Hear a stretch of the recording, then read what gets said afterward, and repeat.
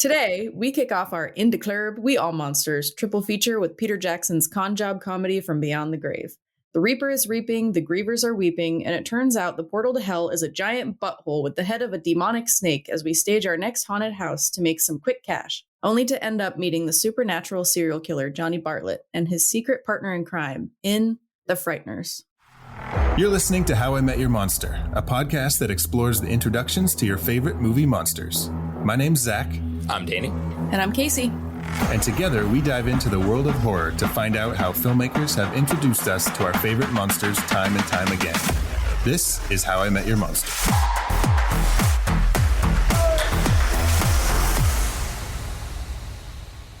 Welcome to How I Met Your Monster, the show where we discuss the introductions to your favorite movie monsters. It is time for a brand new triple feature, In the Club.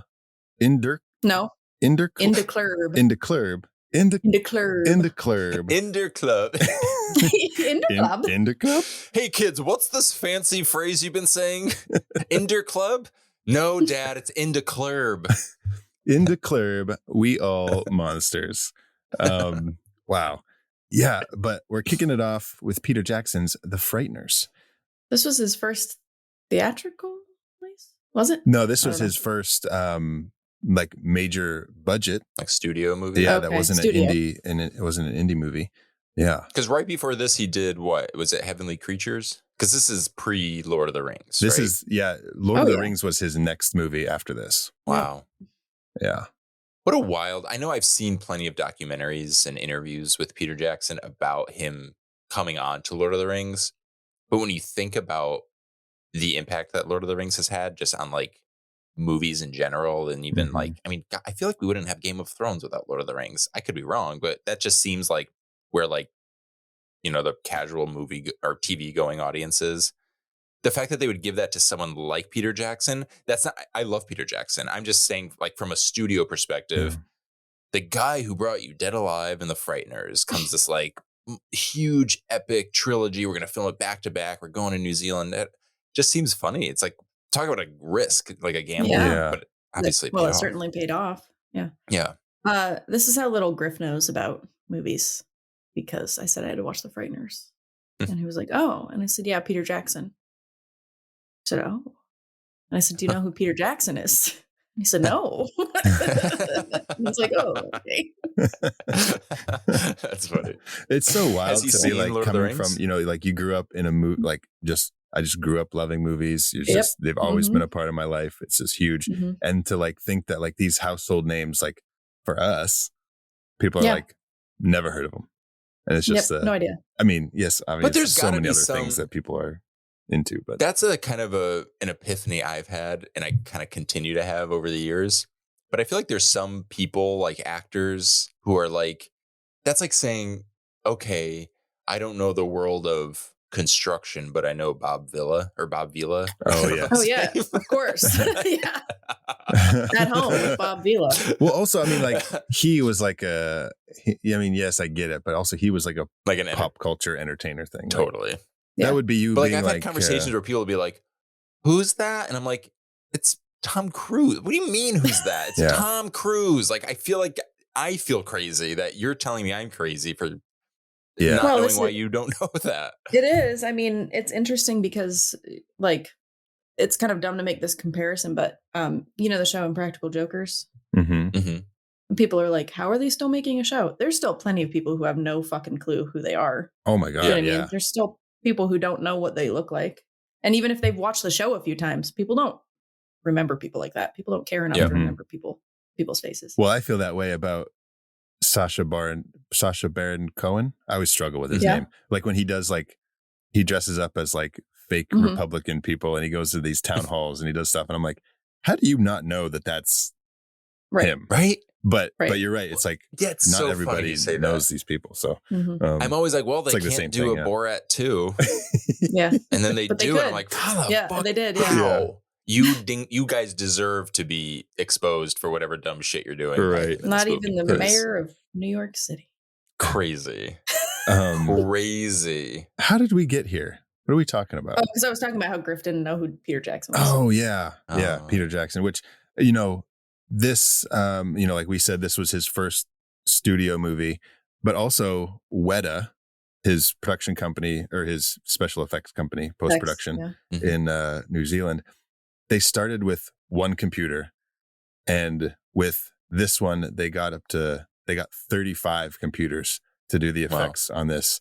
And this is where the initial phone calls were started about Lord of the Rings, because he was doing these effects shots and he's like, how can I use these to do like a fantasy thing?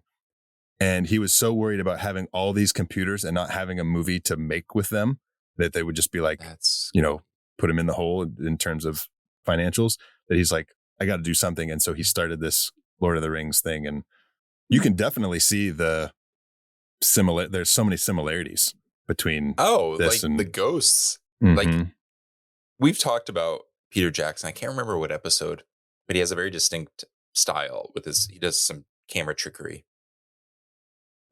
And you kind of see that in here. So there's like a kind of creative through line. Yeah. But it's funny to see, like, even down to the way he depicts ghosts. I don't know. These feel like the ghosts from Return of the King. Spoiler alert. Speaking of Lord of the Rings and ghosts, what is the sword? Is it Anduril? The famous sword that Aragorn has that he can use to remember when he goes to like hit, and then the Ghost King hits him and the sword hits and he's like, you're the king of. Now that's the spoiler, Danny. Oh, I think you're talking about Maui and his magical fishhook. That's what it was. So does everyone in this movie have the power of Maui and his magical fishhook? Because they can all, apparently in this universe, ghosts can be like hit. The rules are a little loose, but no, they can only be hit by other ghosts. But Michael J. Fox hits someone. Yeah, I had a very hard time with the mechanics of the ghosts. I was like, can they, can't they? He can also engage with them on a level that other people can't. Okay, so maybe if you can transcend that ability, if you can, other humans can't. That makes sense, actually. I accept that rule. Okay. Yeah. And another special effects guy that we've talked about on our show before had a hand in this. Judge, the character of Judge, was designed and created by Rick Baker. Famous for American Werewolf in London. Did Judge remind you guys of someone? Oh yeah, not Slim Razor. Yeah, he totally reminded me of Slim Razor. But he's like he is Grandpa meets or Gramps meets Slim Razor. Yeah. That's funny. Oh, I'm glad you guys. Okay, we're all on the same page. House 2 reference in the books. Good Lord. Officially in this episode. Thank you. I don't know what is happening. You're mentioning House. I had a dream last night that someone was like, "Oh, I want to watch the House movies. They're so good." And I was like, and they were talking about like House 3 and 4. I'm like, I don't even think House 4 goes by the title House 4. I think it's called something else. It's that crazy. But there was another thing you mentioned that I had a dream of. Oh, Game of Thrones. You said Game of Thrones. Yeah. And last night I had a dream about Game of Thrones. We must be on like the same like wavelength. That's weird. Anyways. Okay, so Power of 3. So we've got Game of Thrones and the House franchise. Well, when I was at the gym this morning, there was Michael J. Fox was on the news. There we go. What? That's it. Yeah. Do you think if he ever goes on Fox News, they're like, welcome home? Probably. He just goes by Michael J when he's there. Yeah. Do you think when he smokes a J, he's like, look at that? This year marked his last. This was made in 1996. And what was the other one that came out? Mars Attacks. Oh. Then he started doing voice work because in 1998, he like sort of retired from acting because of Parkinson's.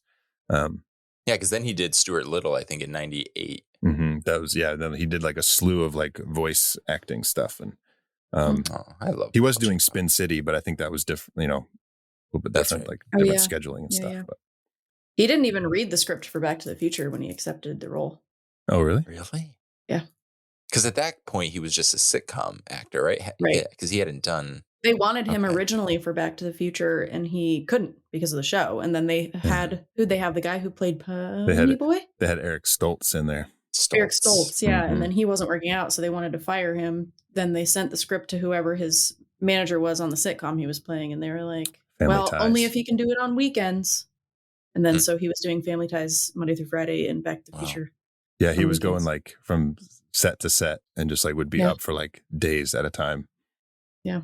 It's crazy. Yeah, I think he was like hallucinating and like shit on set, like grabbing. He's like, I feel like I'm back in time or something. No, what's happening? Like, on the set of Family Ties, thinking that he was on the set of Back to the Future, and he was like really confused. He's like, no, I'm not supposed to be wearing this, or Yeah, I think he was like saying lines from different, saying lines from Back to the Future on the show. Yeah. But we're not talking about Family Ties. I mean, we are. We're talking about Back to the. We're not talking about Back to the Future either. We're talking about The Frighteners. The Frighteners. Have you guys seen this movie before watching it for this episode?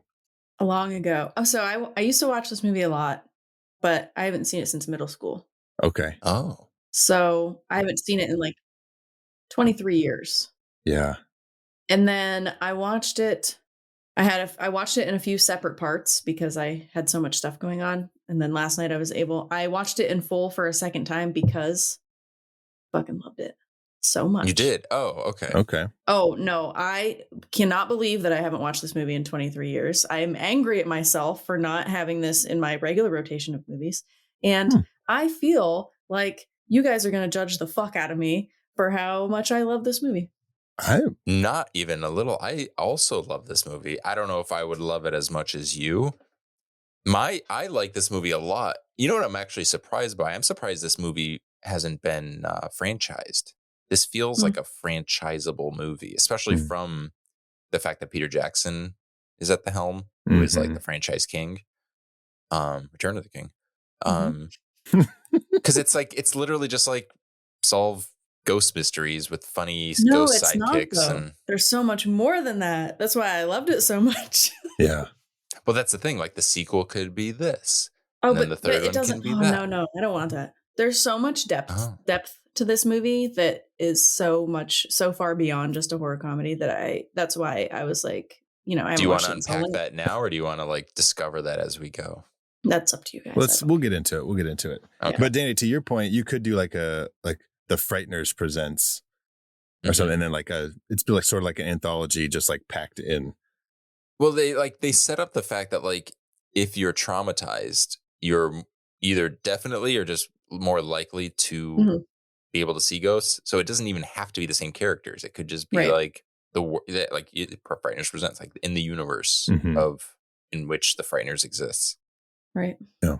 A little rom-com, a little horror movie mystery, a little courtroom drama. Oh yeah. Like the Frighteners Presents Ghost Judge. Ghost Judge. I was gonna say, like, God, is that what you're talking about? He was a cowboy and now he's a judge. Yeah, that's the poster of him sitting on the as the anvil. So no, not the anvil. I don't know what they're called. Gavel. Gavel. Yeah. Zach, what did you think of this movie? Much like Casey, I used to watch it a lot when I was younger. Hadn't seen it in probably the same amount of time. 23, 25 years, whatever. I didn't love it. I think, see, there's a issue because I did really like it. I was also like trying to pay attention to like the monsters, and I wanted to just kind of like not do it for the show. It's very busy, especially. I mean? It's very busy. There's a lot going on. At like 20 minutes in, I was like, what is this movie?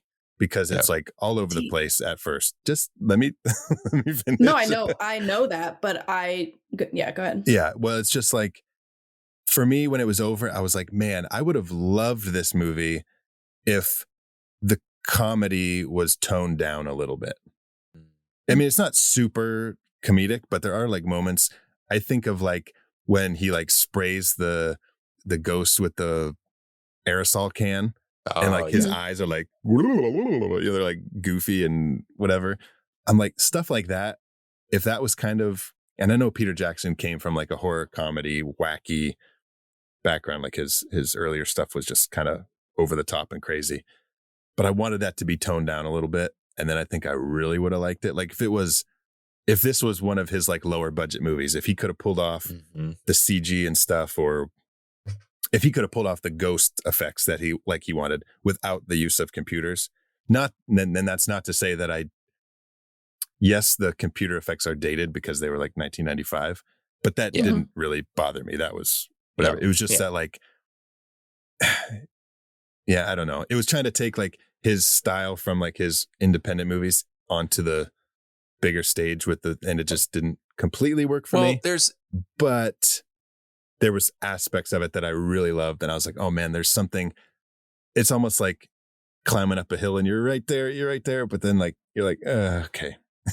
Well, I had a thought going through it, and this is not a criticism at all because I love this movie. Mm-hmm. I like the tonal stuff, but I did have a question where I was like, who is this movie for? And like, what is the target audience? Because it does get, some of the comedy is very like silly, which again, I love it personally. I'm just thinking like broad audience, general audience, who's coming down and be like, yo, we got to go check out because it is very dark too. Like it is serial killers, like with shootouts, and it's crazy. So again, maybe I shouldn't have even said that because it makes it sound like a criticism, because it was for me. It was for us, you know, like I liked that. I liked the grab bag of like weird genre, that kind of genre sandbox of just having fun in it and not playing by the rules. But I think I'm just hearing what you're saying. Like, I get it. Like it makes sense. It's a valid, not that an opinion has to be validated, but where you're coming from is like, yeah, it is kind of hard to like, because you're in this, kind of being pulled by this current, and then another current comes in and you're like, I don't know if I liked that one as much, or I don't know if it did what I needed it to do, where I, like I was already enjoying this. I don't know if I needed that. So I totally get what you're saying. Yeah. And it comes from the same. Oh, go ahead, Casey. Sorry. Well, with everything, you're like, there was a lot going on, and there was a lot going on, but the whole time I was like, I was still able to follow everything, and I still liked all of it. Like there wasn't an aspect of all of those things going on that I didn't like. You know what I mean? Mm-hmm. Very much. So I loved all of it. I loved how, it was everything. So it's a love story in a few different ways. It's creepy, it's funny, spooky. I don't know. Yeah. Do you think there was something with, we were talking about Tim Burton earlier, and obviously we have Danny Elfman scoring the movie. Do you think studios were a little bit more okay with having something that wasn't so tied down to what I was saying about like, who is this for? Because Tim Burton was kind of at his peak at this point, where he was putting out movies that felt like they were challenging genre standards and ideas. Did I miss us talking about Tim Burton? When did we talk about Tim Burton? Just Mars Attacks. Oh, Mars Attacks. That's right. Yeah. Okay. And then I did I was like talking about the biography about Tim Burton. And well, I don't know. I think the mid-90s were just a very like experimental time. Yeah. I mean, this came out the same year as Scream. Yeah. And so like, there's like, Scream's kind of like a horror comedy sort of, but it's like a lot darker. And this kind of has that. Yeah. It has an awareness of the fact that it knows it's playing against genre tropes, but that it's also honoring the genres that it's playing with. Yeah. It's funny you make that comparison with Scream. It is very like, obviously very different. I was going to say I would argue this one's more comedy, but that's not true at all. It's just a different type of comedy. And I think maybe part of it is just like, maybe I didn't mind the comedy. It's just like the type of comedy. Sure. Like I didn't like more slapsticky. Well, like I said, like, yeah, like him, like the ghost, like throwing up his like ectoplasm out of the stuff. And like, I didn't like Cyrus's like very stereotypical like 70s gangster kind of thing with the big afro. And I just like, I don't know. Maybe I didn't like some of the characters, the ghost characters. But like all that to say, I didn't hate this movie, but like, I really enjoyed it. I liked it when I was a kid. I like it now, but just watching it as I'm older, I'm like, there's something here that's just a little bit off for me. I don't know. Okay. So the funniest part for me, just because you keep talking about like the comedy bits that you didn't like, was when Dammers goes to get in the car and he puts his little hemorrhoid donut on the seat first. Yeah. Yeah. We'll see. Now, like, it's so comfortable. He's like, oh. Yeah. And I think for me, now that you say that, because I didn't mind that. I didn't like, that was fine. Dammers, his crazy character was very like Lynchian. He was very strange. Yeah.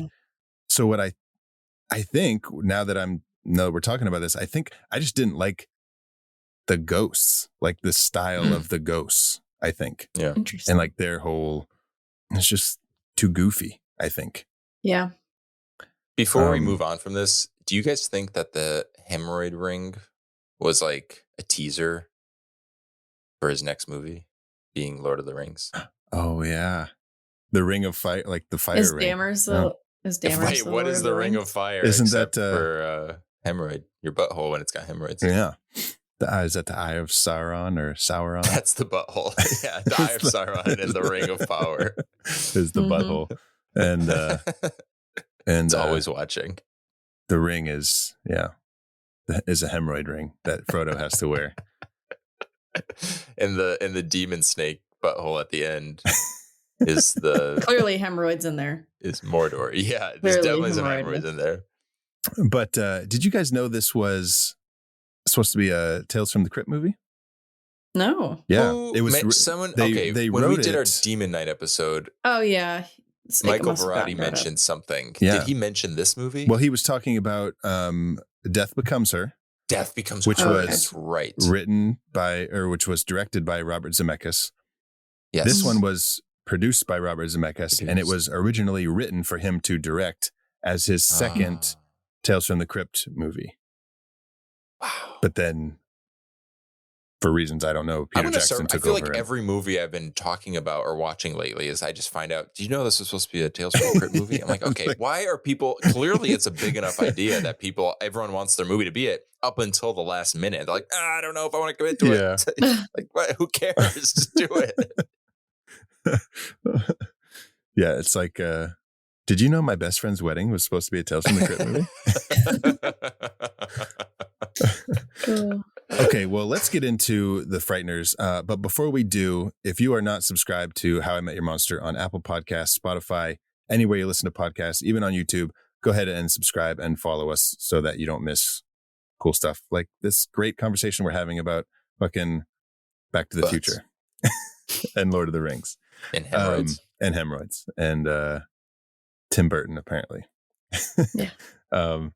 So let's head to New England by way of New Zealand. New Zealand. And like, God, like, I just really don't like the muddiness of the beginning of this movie. Everyone's like slipping in the mud.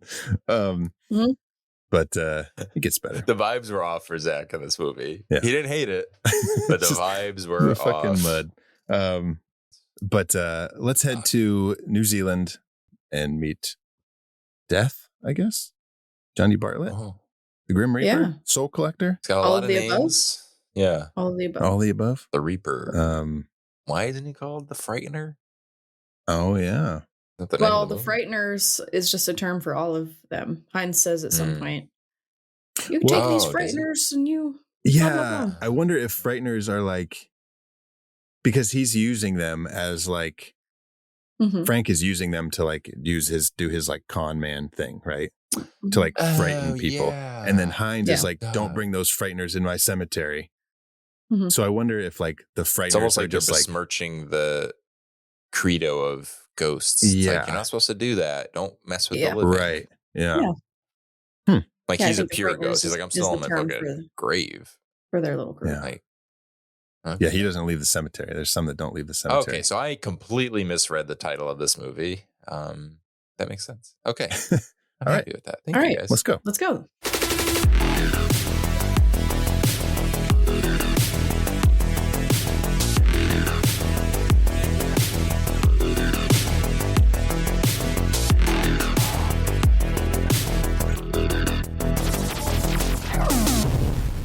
All right. So for the Frighteners, we have 12 official monster reveals.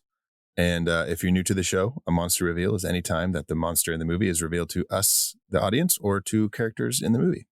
And for the Frighteners, we have 12. Casey, it's your time to shine again. It's your time to frighten again.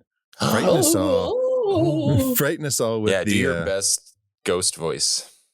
Yeah, you have to read. So what I want you to do, this was your movie for our In the Club We All Monsters triple feature. God, that's a fucking mouthful. I'm so sorry, guys. This was your movie, so I need you to read the synopsis. But as Danny mentioned, you are a frightener. You have to do this in your best ghost haunting voice?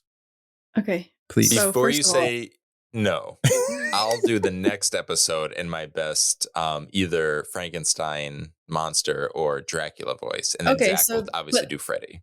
But those God, are I gotta do very Freddy. That's a big ask. Those are very linear. Mhm. A ghost haunting voice is not. So it could be anything. I was gonna say what? Hold on, Danny. Hold on. Okay.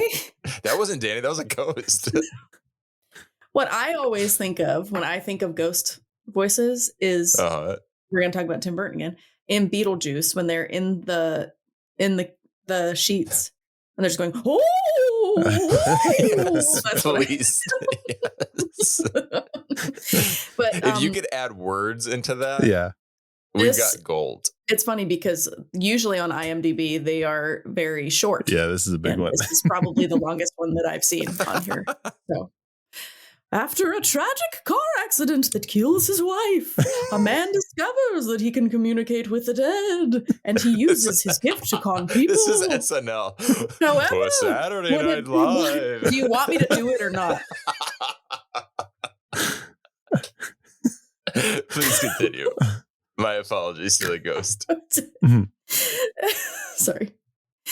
However, when a demonic spirit appears, he may be the only one who can stop it from killing the living and the dead. That was also very Wacky Shack, Zach. Do you remember Wacky Shack? Wacky Keep Shack, your yeah. arms and legs inside the cart. Dude, you know what I remember most about the Wacky Shack? I mean, visually, it's not a very long ride, or visually, I remember a lot of it, but the smell. Oh, yeah. Of like the... Oh, it was musty in there. It was like, yeah, but it was like oil and like the track. You could smell like the track and like the hydraulics or something. Oh my God. It was just like, there's like a distinct smell. So Danny doesn't like what Danny has no idea what we're talking about. There is for the wacky, whatever, it's the Wacky Shack. Wacky tractor. So in Erie, Pennsylvania, where Casey and I are both from, where we grew up, there's an amusement park called Waldemere. And there is a ride called the Wacky Shack, which is like a haunted house. And you sit in it. It's like a 2-seater cart on a track, and it goes through, and basically like going through a haunted house on a mine cart.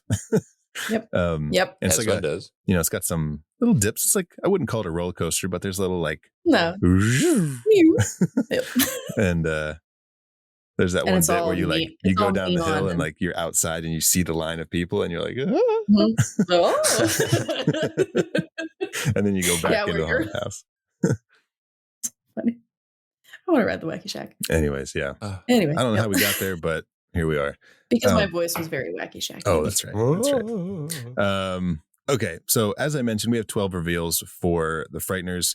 Let's see. So there's lots of ghosts in this movie, but we're focusing just on the bad ones, which is the monsters themselves, because some of the ghosts aren't bad. So our first reveal, the movie just starts out with a bang, like literally like the bang of thunder. And it never stops either. Never stops. Nope. Just keeps banging all 2 hours of this movie, all hour and however long the story just life. Banging all day. Banging for 2 hours. Yep. We keep it classy here. Yeah, but our first reveal is some kind of monster. We don't know what it is, coming out of the walls and haunting the house, and it's chasing a character through the house. And the mom character, the grandma, or who we don't really know who she is at this point. She is the mom, but she says, Big Mama Bartlett or Bradley. Big Mama Bradley. Big Mama Bradley. Yeah. She screams right at the beginning. She says, "You can't take her. She's too young." Something about the sins of the flesh will. Oh, I should have wrote it. I shouldn't have wrote it. I shouldn't have wrote it down. I should have wrote it down. I should have wrote that down. They have. But I was like, what's they going have on? her looking like Dracula. Yeah. Well, it's very like Gary Oldman Dracula. Yeah. It's very Dead Alive. Like you get a lot of Dead Alive vibes right in this first bit. Like like with that. Oh yeah, with even down to the older woman and the old woman and the priest who says he kicks ass for the Lord. Like it's very like the. There's little things. There's the I kick ass for the Lord thing though. That's later. Oh, is there another reference to that? Okay. I mean, not really. It just has the same vibes. Yes, I'm an asshole with an Uzi. Yeah, what's with his By fucking the way, guns? Anyways, listeners, if for some reason you haven't seen this movie, the monster that we're referring to kind of is similar to when Freddy comes through the walls in Nightmare on Elm Street. But imagine that kind of like continuous, like it's sort of like swimming through the walls and the floors. I think something like this also happens in The Haunting.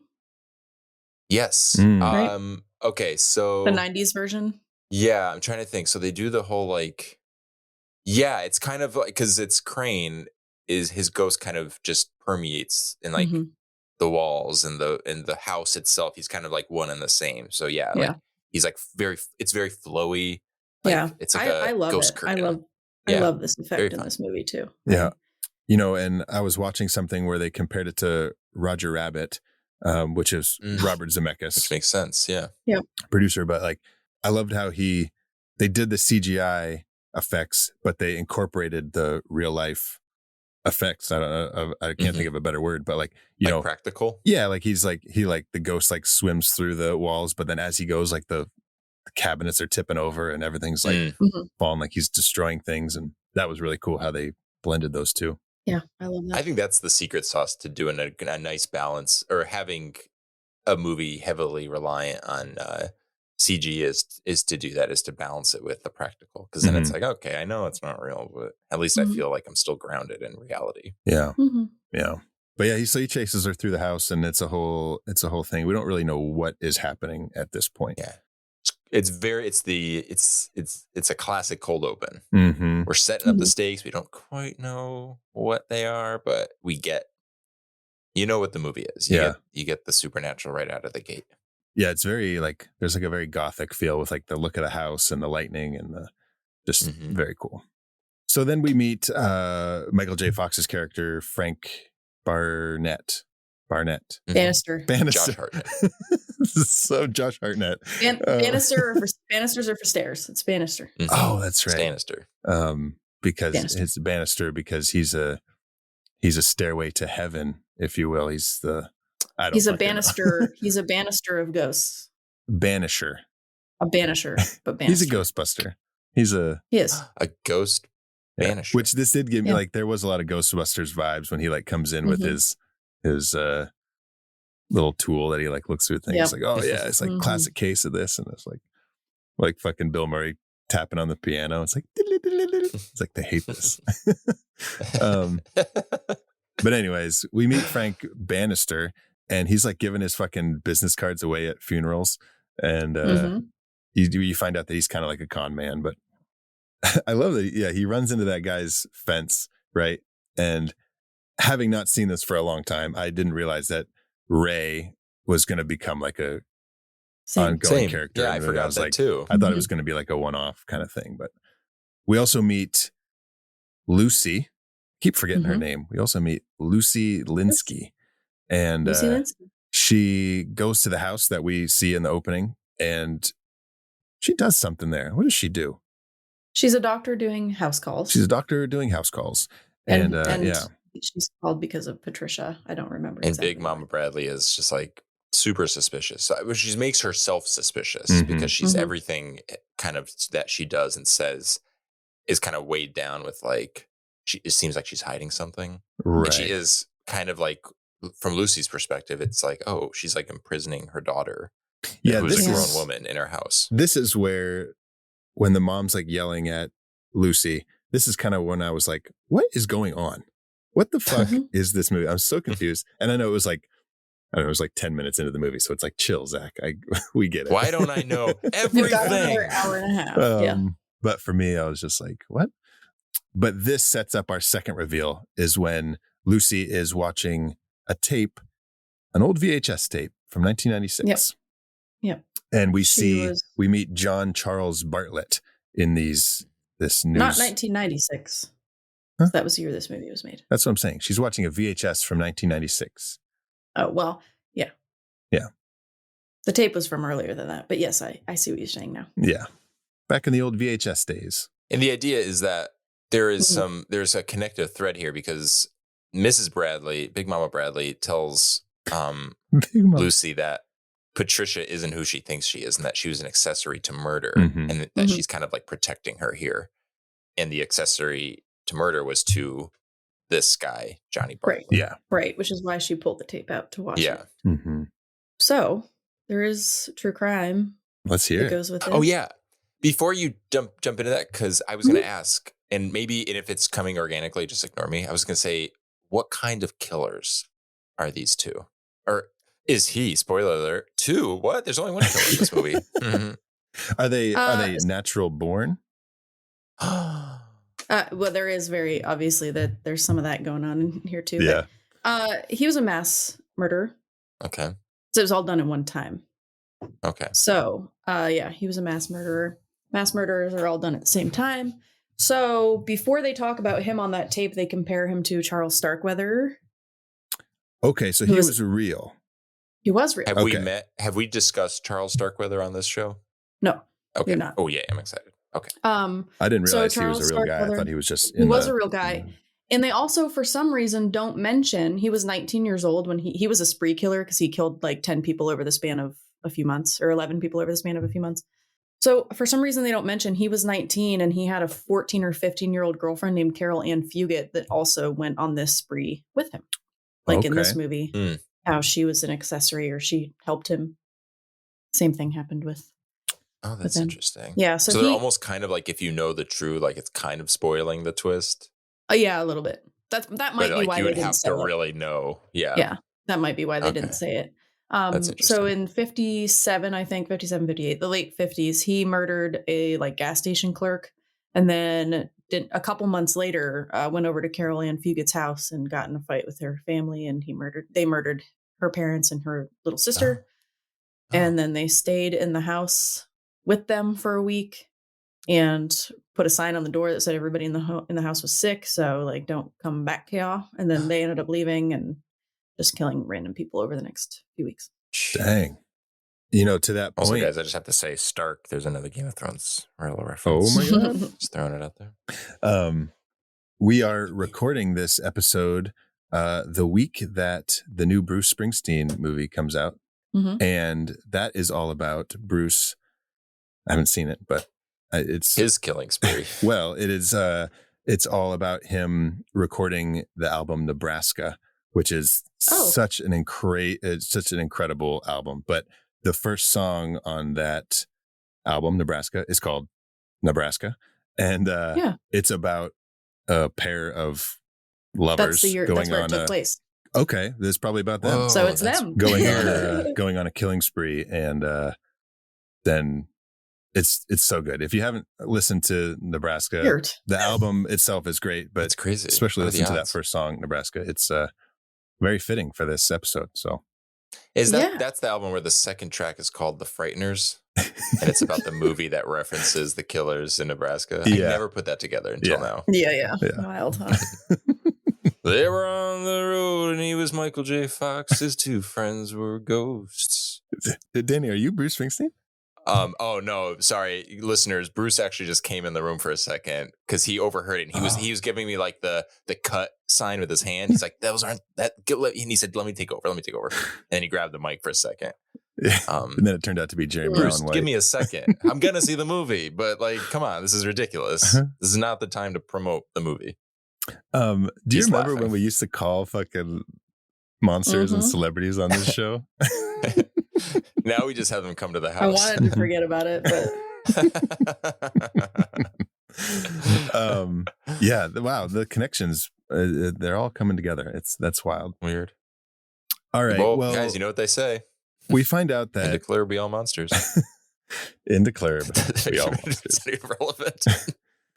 We find out that Frank is using these spirits that he can see to kind of be like a con man and charge like very, very low prices for his work. It was 1996. Yeah. How much was $200? Let's find out. $50 in $7 million. 1996. No, I want you guys to guess. Okay. Wait, so I'm sorry, it was $200?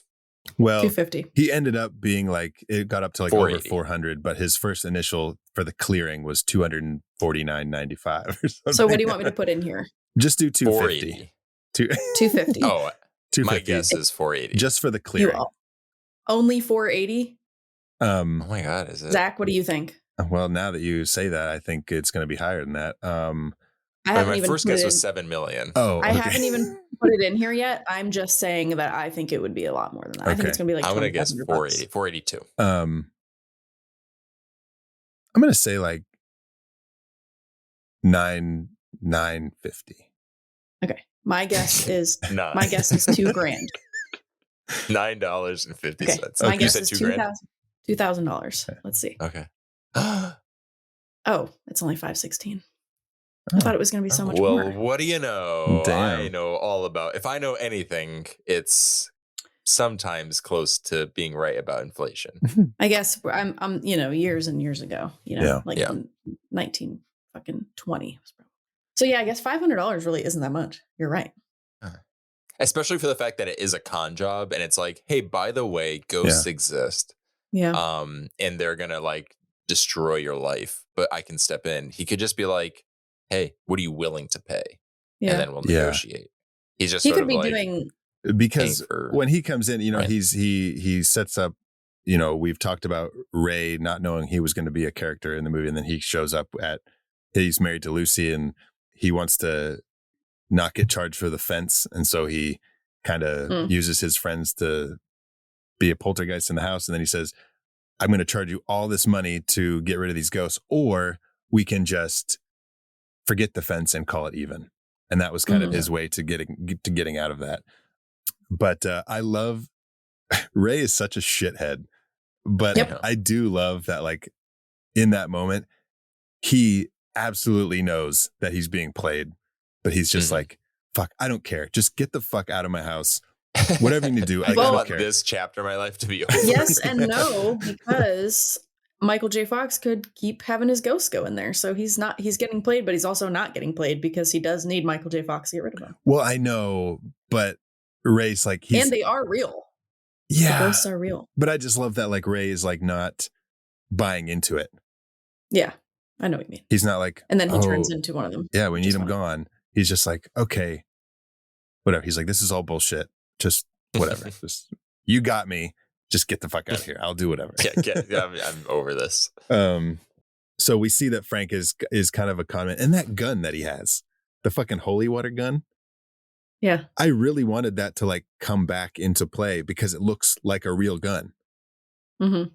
So I was like, why did they not do anything with that later? That would have been a good, like, there should have been a fake out where someone thinks they have the gun and ends up being a real gun. Like in the end when there's the actual gunfight. Yeah. It totally would have come back. Yeah, or they go to shoot it in like water or like the bad guy gets the gun and they're like, and he's like, it's it's like, oh, gotcha. Yeah, weird. How do you miss that? Yeah. But one big thing that comes into play here is when Frank's about to leave the house after exorcising the demons, he sees a number marked on Ray's forehead that says 37, and he's like freaked out at the time. It's revealed to us later why he's so freaked out, but he thought it was just his ghost buddies playing a gag on him. And we do, it's not spelled out, but earlier when we do get the footage of Johnny Bartlett, the thing he says into the cameras, he's like, I got me a score of 12, beat that. So you realize he's like trying to show like, score of 12, beat that. The numbers game reference to. Order by numbers. So Frank leaves and we start to see that he's got these ghost friends that are like helping him do these cons. And this is where I kind of like started to see, like, I don't understand how the mechanics of these ghosts work, because sometimes they can go through stuff. Sometimes they run into stuff. Sometimes he can spray them with fucking aerosol cans. Sometimes I didn't get it. It was like, it almost was like there was no rules for these ghosts. Yeah. Or not solid rules. You could argue that there's, in the movie Ghost, they establish very specific rules about ghosts being able to touch things or people seeing them or hearing them or whatever. This movie kind of plays into that a bit, but then to your point, kind of then doesn't. So it's like, well, okay, yeah. them going through things and not going through things is a control thing with them, I think. At the end, when Frank turns into a ghost, he's falling through the floors because he doesn't, Yes. Sure. you know what I mean? He Okay. doesn't know. So I think that, and then, so I think that at those ghosts, I think it's a control issue. And then as far as humans, like we talked a little bit about earlier, I think Frank is able to, because he can see them and other people can't. And so I think he's also able to touch them. And also Makes babies sense. can see ghosts, which I thought that was a babies fun can little see ghosts. Yeah. Yeah. Oh, I did make a note. I completely forgot this. I literally wrote down, we established that ghosts have Looney Tunes logic because when he's at the cemetery with R. Lee Ermey, he just is like transforming. He's like, I now have guns and I am wearing he has like 3 different costume changes. Yeah. And so I think Looney Tunes logic, that actually helps. That's true. Yeah, that's good. That's good. Okay, so let's jump to our third reveal. This is where Frank sees the Grim Reaper, Death, Soul Collector, whatever you want to call him, in the bathroom when he's out to dinner with Lucy. I don't really understand the relationship between him and Lucy. It kind of comes on strong. I mean, we'll talk about it later. There's some things I want to point out later, but they're out to dinner. He's like telling her that Ray's with him and Ray's being a prick. And I love that this is how Peter Jackson sees Americans. It's like, all right, we're going to talk about death at medieval times. It's just like everything's so tacky and like dumb. Yeah. We do get a hint here of like something happened to Frank about why he can see the spirits. And you kind of get a sense that he's like not telling the whole story. Like there's something else. He said he was in a car accident, and after a traumatic experience, sometimes you can see things, but we're like, you're not giving us all everything we need here, Frank, but what's going to happen? There's a little dark backstory going on here. But Ray spills the water or the wine on him, and he goes to the bathroom to clean it off. And this is where he sees the dude in there with the number 38 marked on his head. Ray was 37. This dude's 38. And he sees Death come in and squeeze this guy's heart. And you would think that like when we find out who Death is later in the movie, you would think that like, why is he just squeezing hearts? Yeah. Like, can he do something else? Well, at least he's not breaking them. Am I right? He doesn't break them. He just loves them too much. What else would he do? Well, I don't know. If he can squeeze his heart, I feel like he could do something else physical that like. Maybe he's trying to do, because there is kind of a mystery that's established where they're like, all of these victims are dying. They're like, their heart just. So it does kind of like add this. Maybe it is. I guess it's not necessary to keep the trail off of him because he's a ghost and he's invisible to the naked eye. Yeah. But there could be something that's. I just feel like maybe that in and of itself just makes it fun for him, like watching them try, like fumble, trying to figure out. Yeah. Okay. I'm sure it's a game. And if you think about taking somebody's life or having their life literally in your hands, would be squeezing their fucking heart. Sure. And, like he can't shoot them. Yeah. I was trying to think that like he might be the like drill sergeant can, apparently. No, they don't hurt humans when they do that. Oh yeah. Okay. Yeah. I was just thinking like, because Death, spoiler alert, is John Charles Bartlett, like in this scenario. And I guess he did just shoot people. I was gonna say he'd be more creative, but he wasn't very creative earlier. He just was racking up his body count. No, I think a big part of it is just like having somebody's literal life in your hands. Yeah. Okay. That's good. That makes sense. He can, I like the way you describe it. Also, like it's really sick, but he can watch them, watch the life just drain out of their eyes. Yeah. Jeez. And this victim clearly, they're at a restaurant. He clearly finished his dinner because he goes up to heaven. No unfinished business. Yep. Cleared his plate. I'd be like, God, I'm not ready. I have steak on the table coming. I think it's probably there by now. I was hoping it would be there after I came back from the bathroom. Yeah.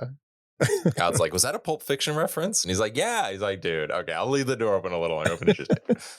I got you. When does Lucy get taken into the police station? Is that right after this? After they find the dead guy in the bathroom? Yeah, we meet Dammers after this. Yes. Okay. So this is what I want to talk about real quick. Lucy's last name is Linsky. Mm-hmm. Oh, I have the same note. You saw it too? Yes. The hidden cameo.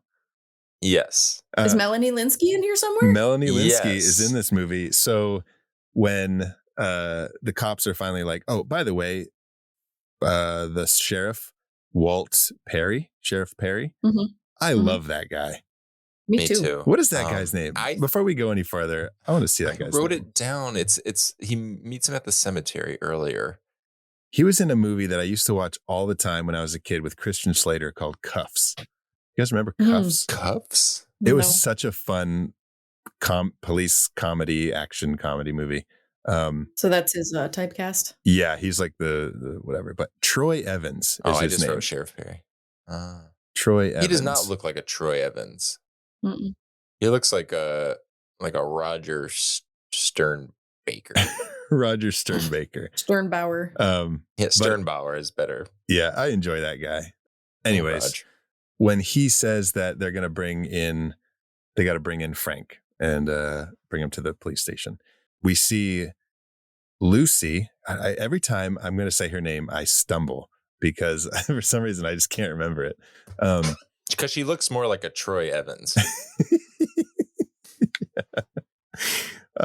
When we see Lucy getting brought into the police station, she's being escorted. There's an escort when we see working at the police station helping her. Yeah, and that escort's name. That escort's name goes by Melanie Linsky. Mm-hmm. Do you mean the actress is playing the cop who escorts her into? Yes, it is It is that cop is played by Melanie Linsky. Interesting. Yeah, and we see her later in the movie for another real quick moment. That's funny. And a couple years prior to this movie, Peter Jackson worked with Melanie Linsky on the movie Heavenly Creatures with Kate Winslet. So I'm assuming they had a good relationship.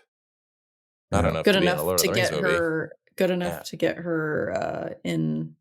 Yeah, she's like with a small role and not speaking in Frighteners. Yeah. Well, maybe maybe the relationship wasn't good and he was one-sided. He's like, please be in my movie. She's like, I'm not saying a word though. A few years after that, Melanie Linsky is in this movie that Zach and I really like. Yeah, Danny should probably watch it. Wait, guys. She's in Detroit City. Is Melanie Linsky a cop in it? No, she's a high school student. She's Beth. Beth. And it's her last day here. Okay. She's moving to Ann Arbor. Mm-hmm. So. Yep. You need to watch it. And Ann Arbor is the town from this movie. No, it's not. And she throws a pencil in Jam's eye. She's 17. Oh my God. Okay, guys. Danny, here's the thing. If you would just watch Detroit Rock City, we could stop fucking talking about it.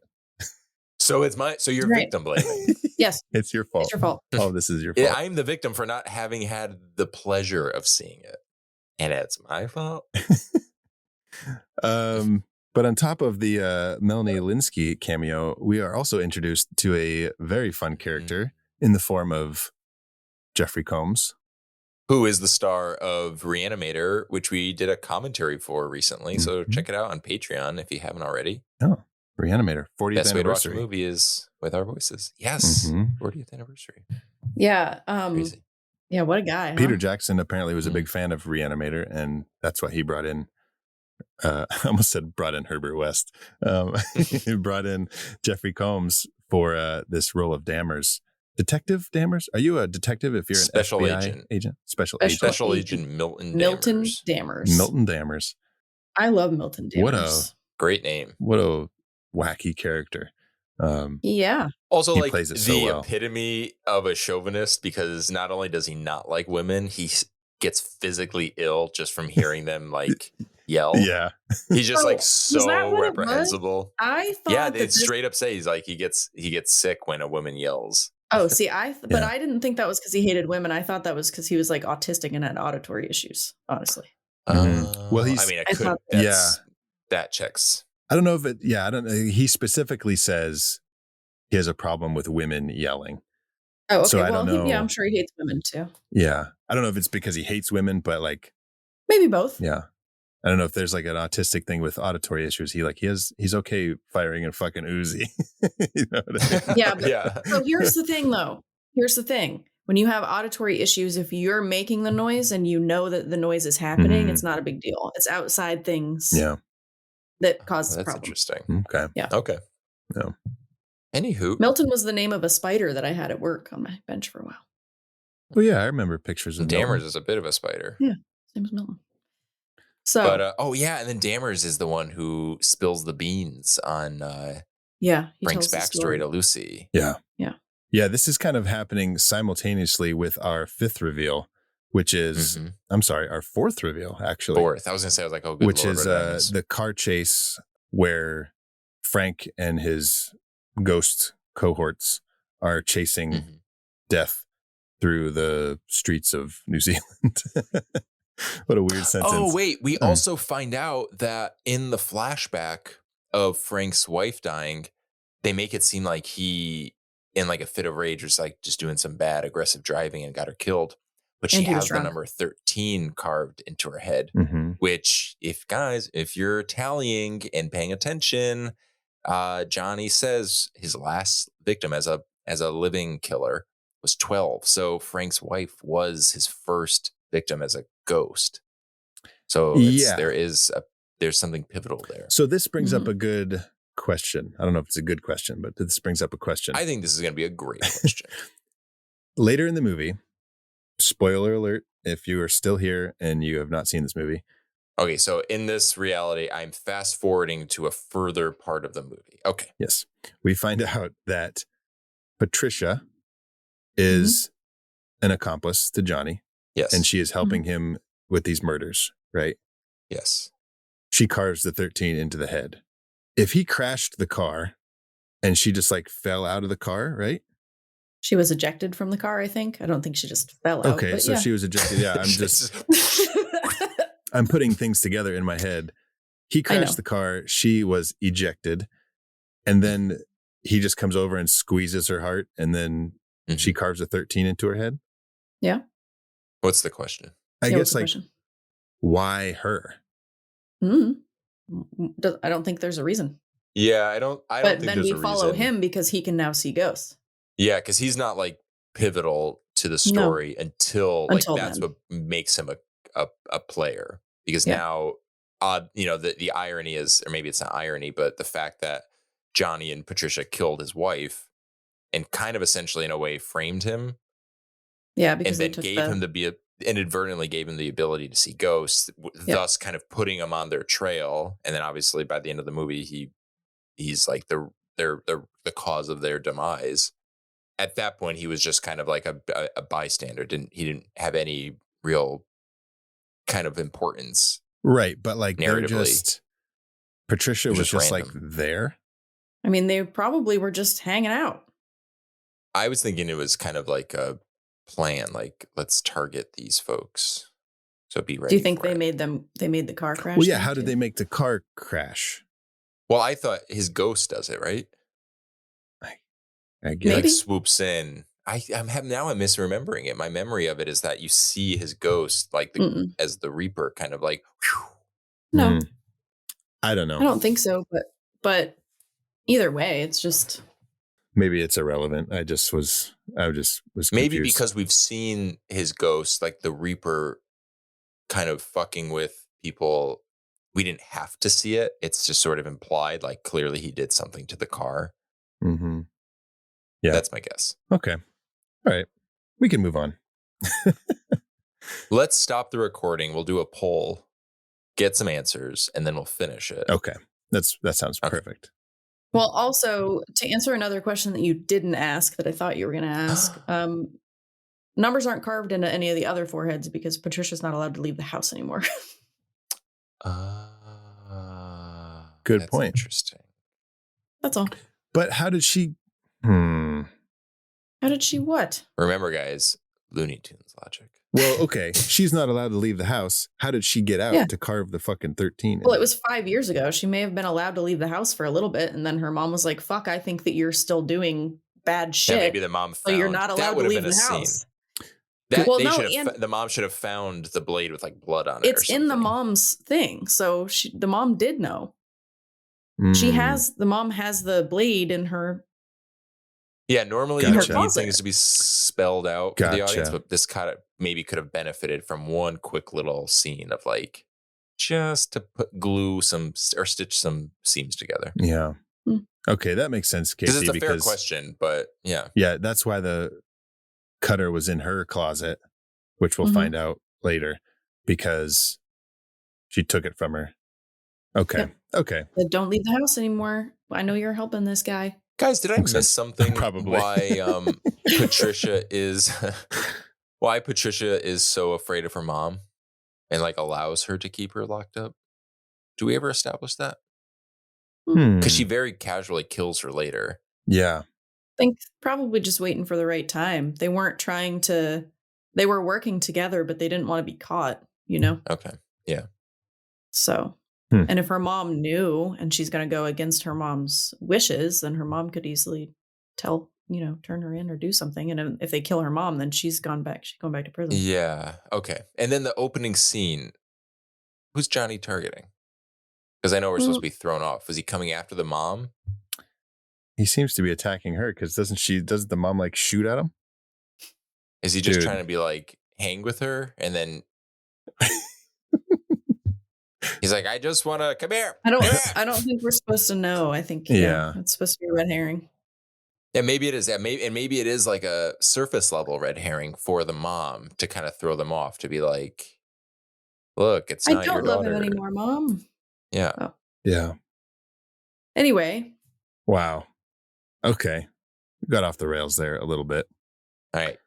Let's get back. All right. We're back on the rails. We're still talking about our fourth reveal, the car chase with Frank chasing the Grim Reaper through the streets. And then we end up at the museum where we find another person has died, one of the reporters. And Frank is it's all coming together that like Frank is looking like he's the one who's doing all these things. So the cops are there to get him.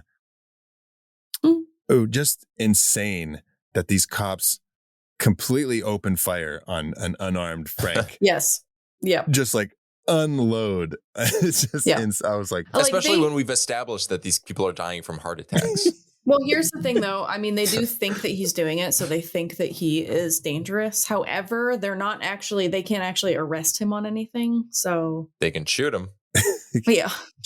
We may not be able to arrest this man legally, but we can kill him. It was wild. And then Frank's buddies come and save the day with Judge comes in, his some of that comedy that you love, buddy, with the comedy that I love, and shoots the Grim Reaper. And this is where we find out that ghosts can be hurt by other ghosts. Yeah. And then Judge has the fucks a dead body and makes like some necrophilia jokes, which very dark. Did you hear what he said? Well, do you guys remember what he says? I like when they lie still like that. I wrote it down.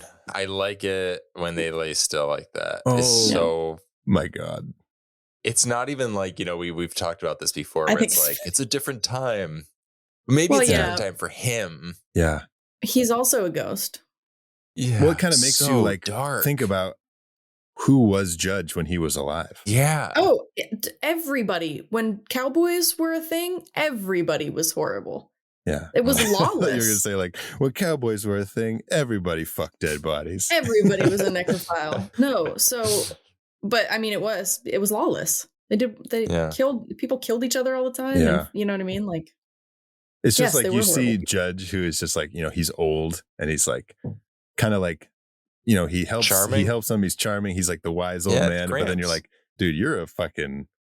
He goes from Gramps to Slim Razor very quickly in this movie. You've mentioned Gramps. Who is Gramps? From Texas Chainsaw? House 2. Oh, House 2.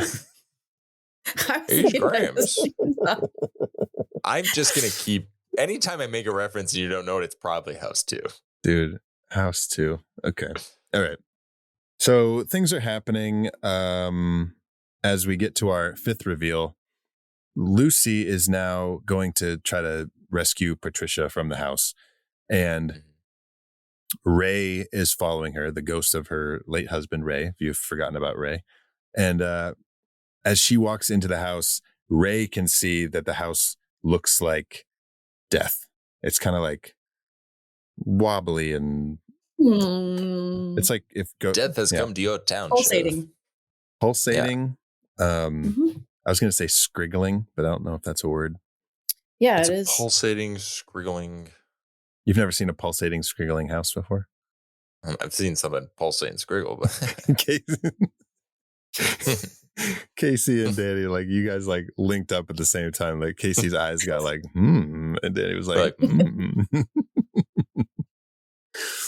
Oh, because you both like penis. Yeah. Oh, give me that dick. Okay, not much to say about this reveal. It's quick and it happens, but there you go. There you go. It's quick. That's and it happened. Our sixth reveal. This is like a package deal. 5, 6, and 7 are very much like we're in the same place, but 3 pivotal things happen. Yeah, they're quick and they happen. 6, Lucy's in the closet, and she finds the fucking box cutter in the mom's closet, and you're like, okay, mom really is a monster. So you think. Yeah. Even if she didn't kill people, she seems kind of very monstrous. Yeah, you start to wonder, like, what was her influence on, not to say like it made her be a killer, but maybe there's something there that like made Patricia more likely to join with someone like Johnny. Well, was Patricia a patient? Or did she also work at the sanitarium? Oh, I was under the impression she worked there. Okay. But now that you say that, it makes you wonder. Yeah. Do they mention that? I don't know. I guess we'll never know. You guys, should I Google it? No. Let's just move on. Let's just never know. So she finds the box cutter. Number 7, again, really quick. Ray sees Death, comes face to face with Death, and Death fucking uses his scythe, and cuts his face off. Bye-bye, Ray. I do like that, how like Death can kill, like ghosts can kill other ghosts. Yeah. Well, yeah. And that was kind of cool. And then he collects their souls, and I think it makes him stronger. Oh, yeah, he did collect his soul. That's right. Okay. That's like this reminds me of, does this movie exist in the same universe as K-pop Demon Hunters? Ooh, I know nothing about K-pop Demon Hunters. So it's about this guy named Frank Bannister. That's where I started seeing similarities. And then it just gets crazier and crazier how similar these two movies really are. I'm just kidding. But maybe we could only the soul stealing. Maybe we could up the SEO for this episode if we kept saying K-pop Demon Hunters. You know what I mean? K-pop Demon Hunters? Even if you say it in the episode, K-pop Demon Hunters? Yeah, because we transcribe these episodes. So when we say K-pop Demon Hunters. Demon Hunters? So when we say K-pop Demon Hunters, it gets transcribed and the internet picks that up that we said K-pop Demon Hunters. And K-pop Demon Hunters. I don't know if this movie would exist without K-pop Demon Hunters. I mean, I don't think K-pop Demon Hunters would exist without this. Yeah. Yes. K-pop Demon Hunters. Y'all should see it. See what? K-pop Demon Hunters. To answer both of your questions, Zach, K-pop Demon Hunters. Casey, you asked a similar question. K-pop Demon Hunters. Okay. Yeah, maybe I'll check out K-pop Demon Hunters and see if... Where can you watch K-pop Demon Hunters? On Netflix. Wonderful. All right. Well, you heard it here, folks. If you haven't seen K-pop Demon Hunters on Netflix, go ahead and check out K-pop Demon Hunters on Netflix.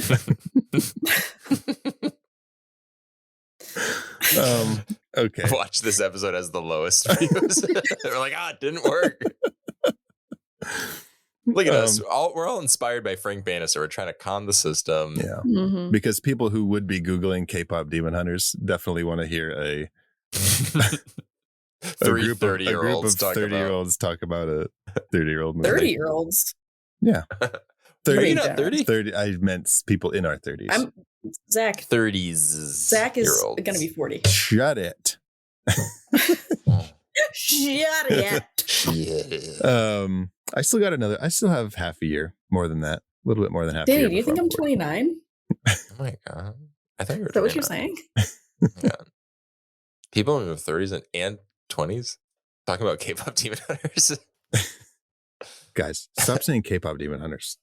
This is not a show about K-pop demon hunters. All right, proceed. While Lucy is in this house trying to escape, we are also cutting back between Frank in the interrogation room with Dammers. Mm-hmm. And it just gets wild. Dammers rips off his shirt and is wearing a lead breastplate. So weird. Yeah. It's so, what do you mean? It makes sense. He thinks that he's going to kill him with his mind. Yeah. And that can't go through it metal. Makes sense, but it's also like so absurd at the same time. And you're just like, it is absurd. You're just like, oh my God. But funny. Dammers is absurd. He really is. And he's a great character. From, I would say a little bit before this part of the movie. And then for the rest of the movie, I didn't know how much I liked Michael J. Fox. Because, I don't watch a lot of Michael J. Fox movies. Haven't seen a lot of them in a long time. Obviously, I'd like Teen Wolf and I like Back to the Future, but I haven't watched them in a while. Okay. And I don't know what his performances are like in those movies. He is so sad in this movie. Like sad as in like his character? He is. Yeah. I got really upset. Oh. He made me really upset. That's interesting you say that because I thought you were going to go like he's so charming because there is. No, I mean, yes, but you can see that he's haunted literally by ghosts and by the death of his wife. He is so sad and tormented. You're saying this as a compliment. Yes. Yeah. He made me cry. Gotcha. No. Gotcha. He looks so hurt. Well, I think it helps that, just in terms of like building his character, Michael J. Fox is like a household name, and he's usually playing characters that you are rooting for or you are fond of or just kind of sweet, even if they're a little, like Marty McFly is kind of a rebel, but he's a sweetheart at the end of the day. So to see him, would you say, I guess he is kind of in a way playing against type in this movie. So that I'm sure has something to do with it. And then for him to be grieving is like, oh, I don't want to see that. I mean, I want to see the performance because it's great, but I don't like that he's in pain. Yeah, but for me, it didn't have anything to do with him being Michael J. Fox because I don't have any. You're not as tied to him. Yeah. Yeah. I just wasn't expecting for him to be a very good actor, I guess. Interesting. Just because I don't watch, wow, Teen Wolf, what a great performance. I don't know. Movies and I haven't seen them in so long. So I wasn't expecting to be so moved. You weren't expecting something like Casualties of War. I've never seen that. No. So, but you felt the equal amount, that same similar emotion. He was probably grieving. I know you say his wife, but he was probably grieving that haircut. Oh, that he had to cut for some reason when his wife died, because that's what girls do when they're sad. Yeah, he does have long hair. What is that? And he's playing, he's very adamant about playing basketball on this little slab of concrete. No, character. It makes sense. It makes sense. He was also wearing a suit, so he obviously cared about what he looked like, and he put thought into his appearance. And then now he's depressed. He doesn't give a fuck. So shaving your head is the easiest way to get rid of that. He's wearing a fucking oversized trench coat and a big pair of jeans. They said he was a successful architect. So I thought you were going to say, I thought you were going to shed some light onto why it made sense that he was loving playing basketball on this little concrete slab. Well, he was, because he was throwing it at his wife's face because he built the basketball court. Which is really sweet when we see that he turned it into a garden later. He could a garden of basketball flowers. I go, you couldn't just let it go, could you, Frank? He left the hoop. It had to be. Yeah. So before our 8th reveal, we see that Lucy is breaking him out of jail. Yeah. And this is where I was kind of like, where is this connection coming from? Because she is like, you act like you're the only person who's been hurt and you're not like this. And like, they don't know each other.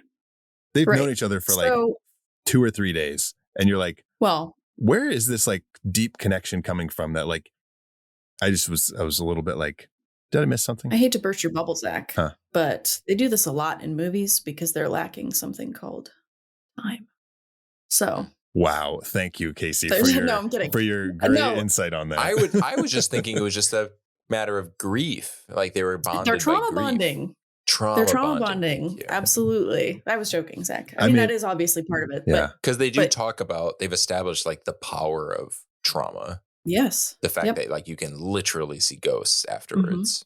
They're trauma So bonding. I think if they were to, yeah, Casey, I agree. Trauma bonding. They're trauma bonding. Okay. And I I mean, it. some relationships are just toxic as fuck like that. People go on a Yeah. like meet somebody one time and think they're in love with them. That actually fucking happens. Yeah. So All right. Well, But it leads to a pretty great moment, which references one of our past episodes. They decide that like, we got to kill the Reaper. mhm. And Lucy has an idea. She flatliners him. She flatliners him. yes, she Yep. does. You know, and then to my point, she puts him in the fucking ice chamber closet thing, and they do like a kissy finger thing on the window.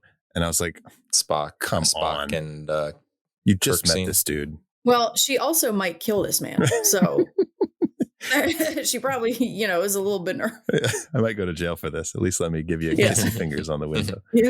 Kissy fingers on the window. But when he dies and gets his spirit comes out and he goes to fight death, we get to our 8th reveal, which is Hines, the drill sergeant, in the cemetery, and he meets death for like a really quick second, and he gets split right in half. But he was like, he's like, "Who are you?" And he cuts him right in half. And he plays a good purpose here, though, because again, Looney Tune logic, we established that he has machine guns. Mhm. And Frank, who is now a ghost, uses those machine guns against the Reaper. Yeah.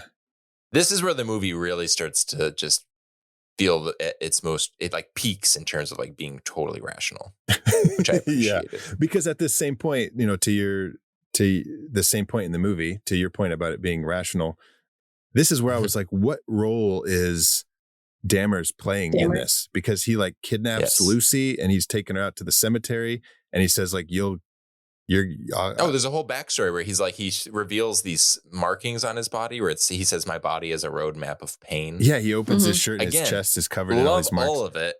Don't get any of it. Yeah. Because he says like, he's going to keep her for like 11 hours or something. And I'm like, for so what? That Frank. I think that's to make sure he dies. Make sure he dies, but 11 hours is so specific. Yeah.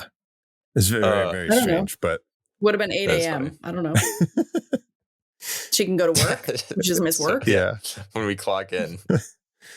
Okay. So let's see. Number 8, number 9. Oh, this is the big one. Yes. This is where Frank finds out that this death person he's been chasing around is actually Johnny Bartlett. The villain ends up being revealed to be the villain. Because he uses Hines's machine guns in Looney Tune logic, like you said, and he shoots them all to pieces, and he like shoots his face off, and he picks it up, and he's this is such a good moment when he's about to strike the killing blow, and then Lucy has saved him and resuscitated him, so he gets like sucked away. Yeah, I thought that's one of my favorite moments. Yeah, it's very frustrating because you're like, right, motherfucker. But it's like, but she saved his life, so you don't. If it had been any longer, maybe he wouldn't have made it. 2 seconds, really. People Listen, die in 2 seconds. If I know Flatliner's logic, well, he didn't stand a chance. It only takes 1 second to die.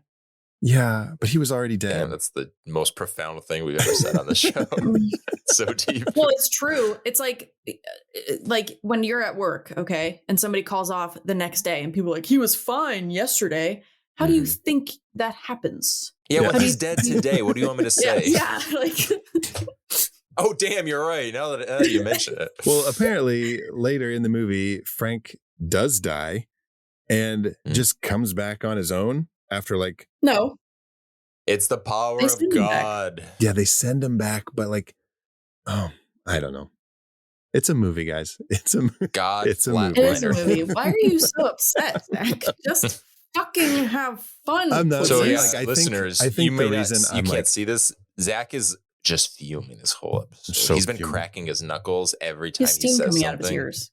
No, I think one of the reasons I'm like trying to put these things together is because I remember loving this movie and I really wanted to like it.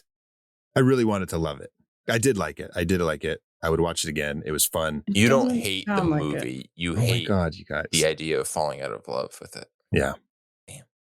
Second most profound thing we've ever said on the show. Well, damn, one episode. Yeah, I just like I want to love it more. I want to love it.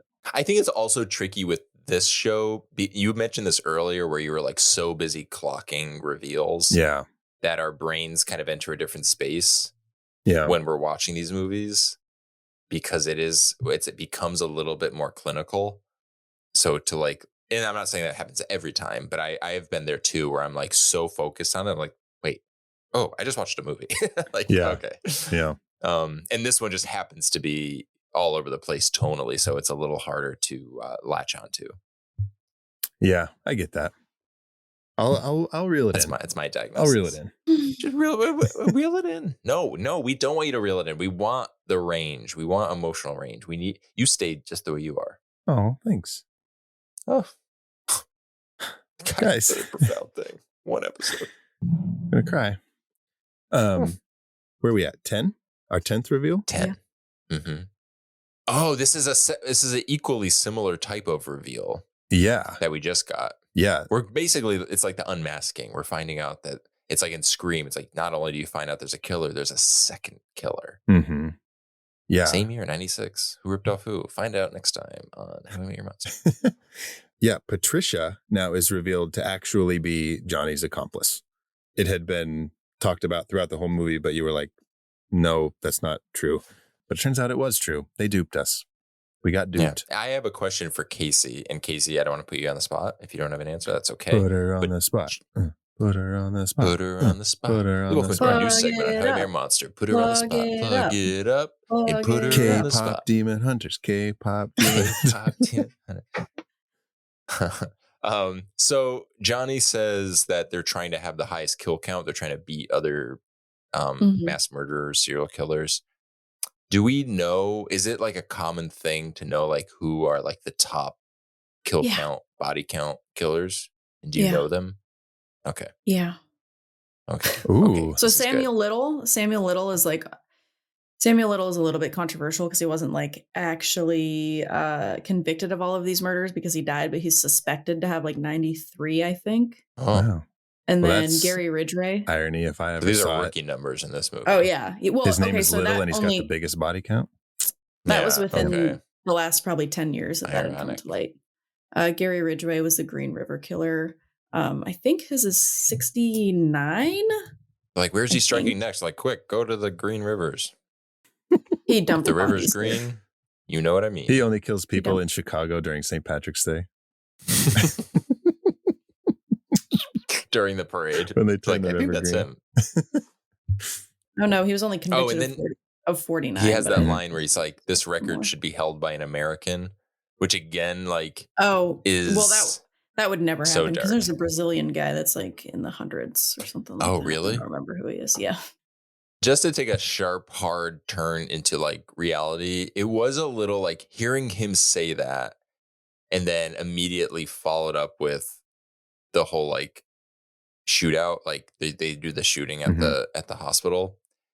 It was like dark. It was hard to watch because it's very this is where I was glad that the movie is kind of tonally all over the place because it kind of is like you can like catch your breath a little bit because it's pretty dark. Just I'm realizing I'm like, wow. And obviously we're not going to get into it. People know the state of the world and like what's going on, but like just to sit back and just watch people just get shot. I was like, oh, yeah. It's actually crime is like not at an all-time high right now, like people think it is. It's actually kind of lower than it's ever been. The last few years have like gone up and down a little bit, but it's still really far from being the worst it's ever been. Yeah. It's just hard because we're on a 24-hour news cycle and everybody fearmongers, so you know everything all the time. Yeah. Like you hear the worst things. Yeah, think about 50 years ago. If somebody was killed in the next town over, you probably wouldn't even know. Now we know when anybody in the fucking world dies, we can be aware of it. Yeah. No.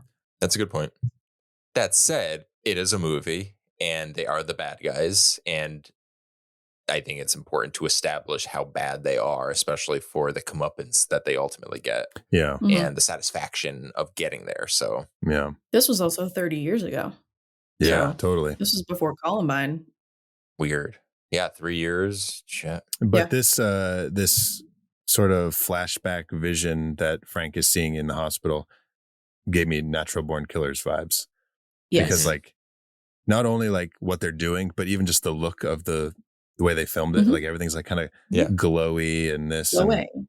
Natural Born Killers. And Peter Jackson with his camera, he gets really like some cases you hear it's like the camera's kind of hidden. He's the kind of filmmaker where he kind of wants to see it. He wants to show you. Yeah. Well, it's really interesting that it's probably the darkest point of the movie, but it's the brightest scene. Right. Yeah. Oh, it's the midsummer of wait a horror second. movie scenes. Oh, here we go. What do we got? He's onto something. Just hang on 1 second. You just wait. You just hold your little tootsies. You just. Listeners, we're all holding our tootsies just to give you a visual. Oh, damn. Okay. Jeez. Thought there was going to be a connection here because we were talking about Natural Born Killers, directed by Oliver Stone. Dee Wallace in this movie is credited as Dee Wallace Stone, and I was like, were they together? I was like, was she married to Oliver? Was she married to Oliver Stone? But no, she wasn't. She was married to someone named Christopher Stone.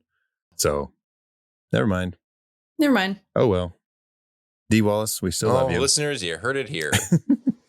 It just isn't it. But okay, let's jump to our 11th reveal. Lucy now sees Johnny. She doesn't actually see him, but she's he's in the walls again. He's in the walls and he's in the carpet, and he comes up from the ground and he grabs her, and there's a struggle. So that's her first time meeting this. Wait, how can she see him? Oh, she can see him because he's physically altering the carpet and stuff, right? Oh yeah, he's not just there. He's tremoring.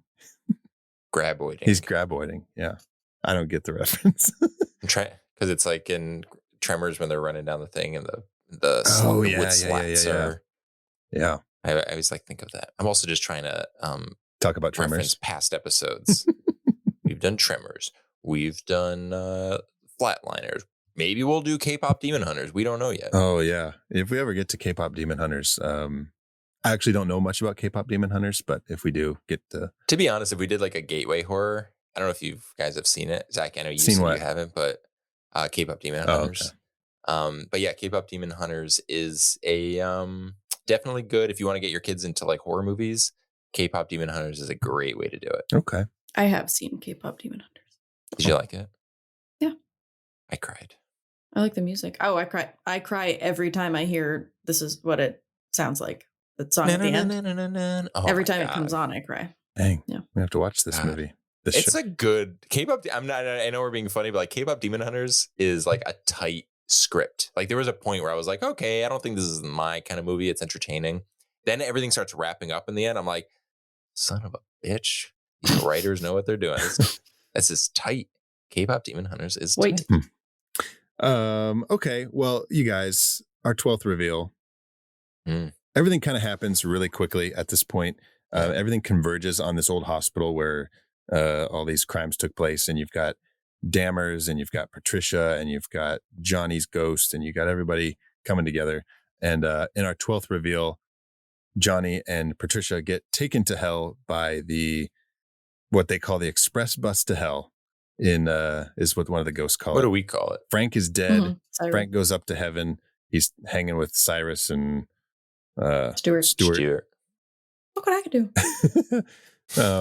And Johnny and Patricia get taken to hell. Which I have to say, I think I was confusing this with another movie, and maybe you guys can help me remember what it was. I thought Johnny was going to abandon Patricia, and she was going to be like, wait, you didn't really care for me? They really did love each other. Sure. I will give them that. They loved each other. Sure, yeah. Yeah. I don't know if it was worth it because it doesn't work out for them. Took her to hell. Yeah. Yep. But then all of a sudden, Frank gets revived. He doesn't get... I don't get it, but okay. I think it's just God powers. God powers. I think it's part of his redemption arc. God's like, yeah, you've redeemed yourself. And what is like, I know you think that death is the only thing that I'm good at, but actually, I'm also good at life. So. Well, because for a big part of this movie, you're led to believe that he doesn't care about anything. Right. Yeah. Mm-hmm. You know what I mean? And then even I think it's Cyrus that says, like, get to living. Like, do some living while you're down there. Yeah. Mm-hmm.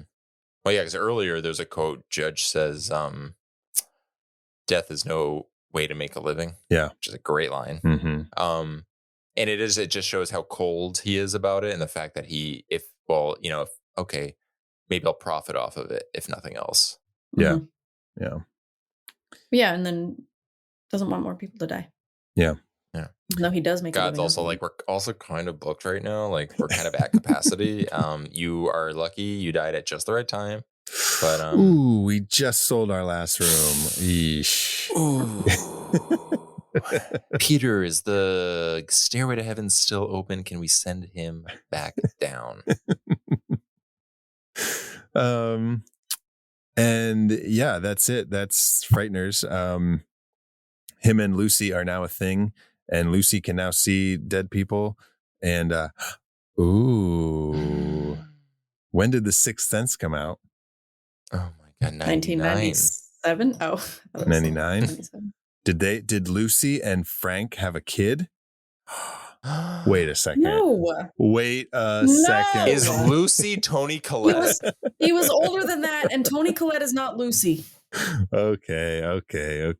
Toni Collette is Lucy. Let movies be movies. Let movies be movies. All right, I will. Let movies all be the same movie. Let all movies be connected. Yeah, that's Frighteners. We get a great cover of Don't Fear the Reaper at the end, which I've talked before about how much I love a good song on the credits. And if I don't really love a movie, it can make a movie that much better. And I'll like go back and watch it. This is one of them where it was like, fuck, this ending is so great with the song, and she's got the blanket, and she's like being like a ghost and whatever. And I was like, oh man, and that's when I was like kind of going back, like I'm so conflicted because I want to love this movie so much. Mm-hmm. Anyways, second.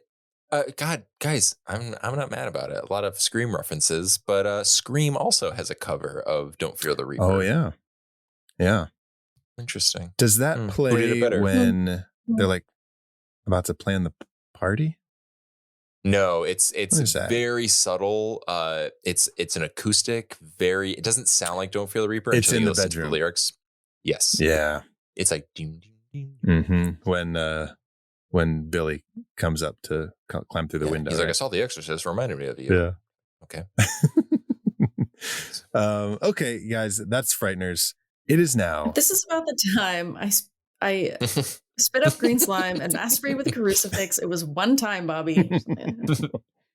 All right, now it's time to pick our favorite monster reveals in the Frighteners. So here we go.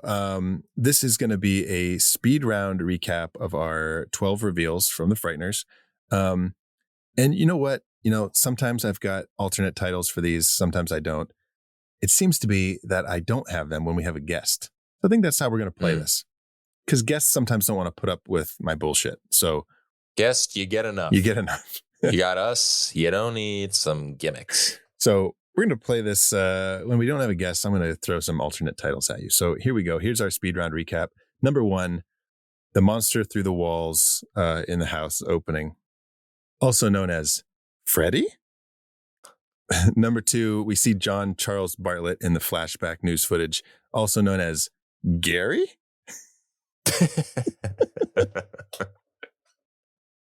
You're outdoing yourself. Thanks. Once again. Thank you. Gary, for those of you who don't know, Gary Busey is the father of Jake Busey, who played John Charles Bartlett. Number 3, Frank sees the spirit in the bathroom with the guy marked 38, also known as Occupied. Occupied? Like you're fucking, someone knocks on the door and you don't know what to fucking say. No, you say here. I'm in here. Someone's in here. Just a minute. Someone's in here. Give me a second. I'm almost done.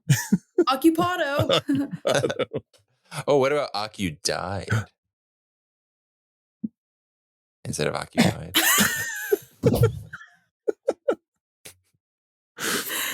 I just love Zach's face. That's going to be a movie about an octopus who died in the toilet. It's going to be called Aku Died. Oh my God. It's like, someone's in here. And then the door opens and they kill it. And it's like, oh, he just got Aku Died. It's like possession all over Aku again. Died. Toilet death, squid monsters, possession. Oh, shit. Is it time? No. It's time for our fourth reveal. This is the car chase / shootout in the museum, also known as a scary thing happened on the way to the mummy orgy. Number 5 is Ray sees the house that looks like death, also known as glad I didn't put the $16,000 into that investment. Oh my God. Come on, Casey, you don't look like you're enjoying this. Casey's calling the police. If you want to be honest, I didn't even hear what that said. I'm trying to make plans about when I'm leaving. Oh, sorry. So we're not the number one. So Casey's recording this show and not even paying attention. Yeah. Number 6. You have to repeat number 5. No, I don't. Could you please repeat number 5? So you can do a fake laugh. Okay. Number 5. You're just nuts. Number 5. Ray sees that the house looks like death, also known as glad I didn't put the $16,000 into that investment. What an asshole Ray is. Huh? Number 6. Lucy finds the box cutter in the closet, also known as, oh, I've been looking for this. Number 7. They don't even fucking make sense. They have been looking. They're just for like that. responses to the reveals instead of like an alternate title for the reveal. It's just like a response to the reveal. Number 7, Ray sees death and it cuts him in half. Also known as death takes Ray's face off. I want to take his face off. Number 8, Hines, the drill sergeant, sees death. Oh no. Also known as, is that ectoplasm? No, it's ketchup. Heinz ketchup. Heinz. Yeah. Number 9. Yeah, we know. God, I'm glad we don't have a guest for these. Number Me 9, too. Frank sees. Number 9, Frank sees that death is actually Johnny Bartlett, also known as Gary.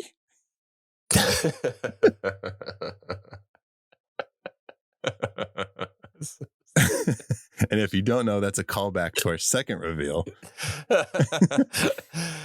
Number 10, Patricia is revealed to be Johnny's accomplice. Johnny's accomplice.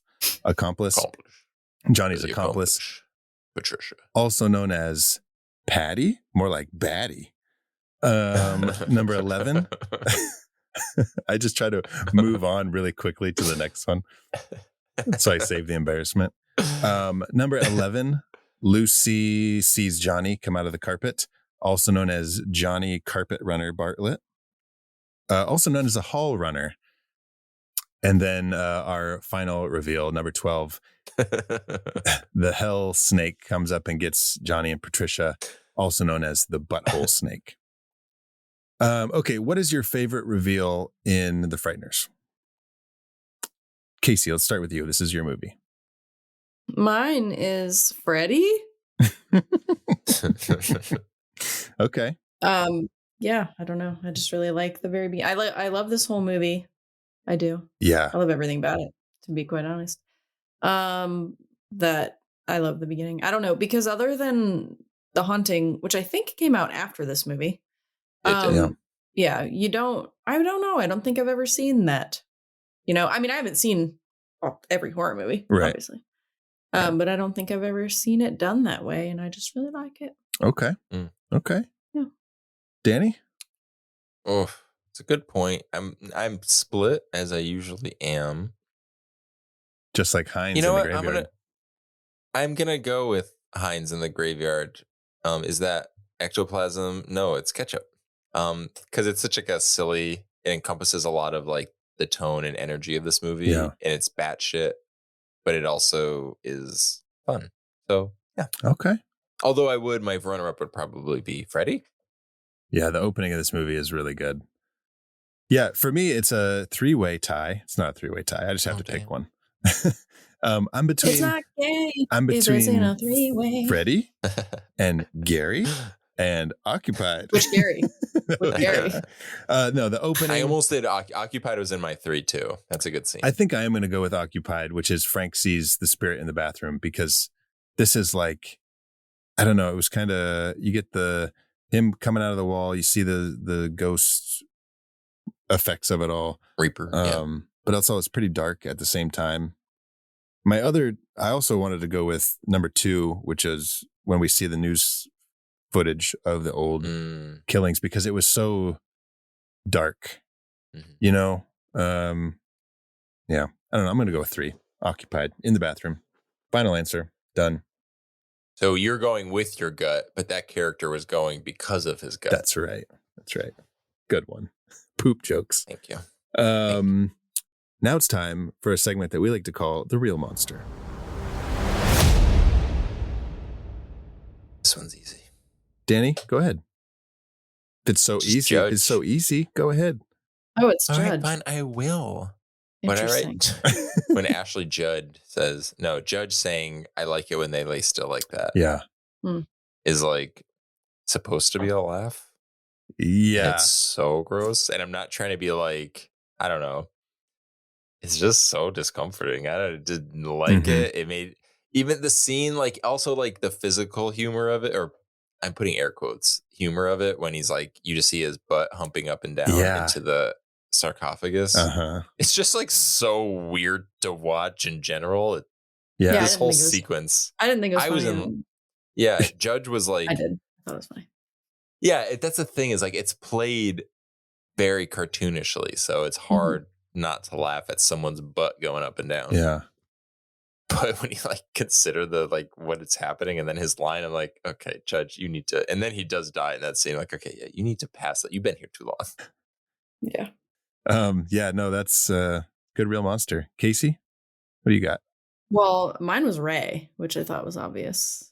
Yeah, I thought Danny was going to say Ray also, but yeah, me too. But I was like, I Ray. I guess the old Western ghost doesn't get a break. Yeah, Ray was just horrible. It's funny to me. I really enjoy when a man can write a character understanding how horrible men can be like that. You know what I mean? Because a lot. Well, Peter Jackson did co-write this with his wife. Yeah. Oh, really? So maybe there is something. I'm sure there. she had. Yeah. Because originally Ray was the hero. She's like, no, you can't do that. So because a lot of the stuff that he did was very like is supposed to be very just accepted by people. Do you know what I mean? And it's just like how men are. And I mean, you guys know what I'm talking about. How Zach and I are. Yeah. But yeah, it's just one of those things that's just supposed to be tolerated and like this is just how it is, you know, but it's really not. It's men that are just horrible and shitty and you know, like you talked about how quickly their relationship with what's his Lucy name and Frank, Lucy and Frank progressed, but I mean, to be realistic, she's probably been done with Frank for years, or not Frank. She's probably been done with Ray for years. They probably fucking hate each other, but she can't leave for one reason or another. Doesn't feel comfortable leaving for one reason or another. So yeah, she mentions that in the or not exactly that, but when she's sitting in that scene in the bedroom, they're talking about young love or something, and why Patricia helped him or whatever, and Lucy says something about like, oh, she probably just fell in love with the wrong guy or something like that. She's like, it happens, and then you see the look on her face. And it's like in that same scene where Ray, like, she's saying something and Ray puts his finger up to be like, stop talking. I was like, oh. And then he tries to be all cute and like does these weird like kisses over her. And then he tries to have sex with her. He tries to have sex with her after that. Fucked up. Yeah, he's gross. My real monster is Ray for all of those things. But before we even got to that, I marked him as my real monster before that scene even happened. You marked him too? Oh, like Johnny. When Frank runs over the gate in the fence in the first bit, and Frank and Ray's yelling at him, and he's like, Frank gives him his card that has his number on it, right? Mm-hmm. And then Ray rips it up and throws it away to be like, fuck you. And then as Frank drives away, Ray's like, hey, I got your license plate number. And he's like, dude, he gave you his contact information. You don't need to hunt him down or like do whatever. Like, he gave it to you. You ripped it up, dummy. Yep. I hope that was deliberate because that's funny. Yeah. I didn't think of it like that. And then, you know, not part of the real monster, but with the gate thing, when Frank comes back to exercise the house that he is conning him out of, he runs over the other part of the gate. And I just think that's so funny. That's great. And then I do have the police for open firing on unarmed people and necrophilia as well. It's pretty gross. I do. So here's the thing, like, because of the levity of that part of the movie and Judge and all that stuff, I wasn't thinking about it as being, it's not necrophilia technically because he is a ghost. But I do think that necrophilia, just to be clear, I do think that necrophilia is probably one of the most disgusting things that you can do. Yeah, it's pretty gross. Just so you guys know. And yet you didn't include it. Because it's not. He's a ghost. That's funny. Okay, time for our final segment. Would you survive Peter Jackson's The Frighteners? There's no way to tell. Yeah, it's really hard. This is a tough one. I guess like anywhere. If we were marked, I guess it's kind of just we're fucked. Yeah, that's what I mean. There's no rhyme or reason. They were just killing random people. So yeah, it's because of Casey said so random. Yeah, so I would just say no in the context of are we asking if we've been marked? Yeah. And then maybe if it's it's kind of a hard one to answer because you know, who came up with this segment? Death will come for us all, but whether we're I don't know, because like Casey said, there's no rhyme or reason. Like you don't know that like if these people did anything bad or if they were just. But since we find out who they are, they were just killing at random. Yeah. Mm-hmm. Oh well. Fuck. Guys, that's it. Death, man. That's The Frighteners. That's our first movie in our Indeclared We're All Monsters triple feature. This is having the effect I wanted it to have, where it's just fun to say. I love Broad City, so. I never really got into it for no reason. Every time I see a clip, I laugh, but I just never sat down and watched it. Yeah, I've seen a few episodes. Alana Glazer is she's one of my celebrity crushes. I'm just. Yeah, if you guys are fans of The Frighteners, let us, not you guys, the fucking listeners. If listeners, if you're fans of The Frighteners, the Peter Jackson, Michael J. Fox movie that we just talked about, let us know. Find us on social media, Instagram, TikTok, Facebook, even Apple Podcast reviews. They're out there. You can type them up. Reviews on Spotify, all that kind of stuff. Isn't it weird that review rhymes with boo and we do horror movie podcast? That is very weird. Yeah. Damn. So let us know if you like The Frighteners, if you want to see The Frighteners turned into an anthology series, as we mentioned previously. That would be cool too. Just let us know your thoughts. Pitch us an idea. And if our listeners want to find you guys on social media, where can they do that? I am on Instagram at WolfMotherCasey. Awesome. Danny? I'm on Instagram, Blue Sky, and Letterboxd at my name, Danny Salem. That's DANNYSALEMME, 2 M's like the candy. Melt in your butt, not in your hands. Wonderful. And you can find me on social media at Zach Winsick. And you can also find us on Patreon at patreon.com/howimetyourmonster and get in on that so you can listen to our fun commentary episodes. You can even join for free as a free member and just see what it's all about. So patreon.com/howimetyourmonster. And guys, that's it. Thank you all for listening. Now go meet some monsters. Ooh.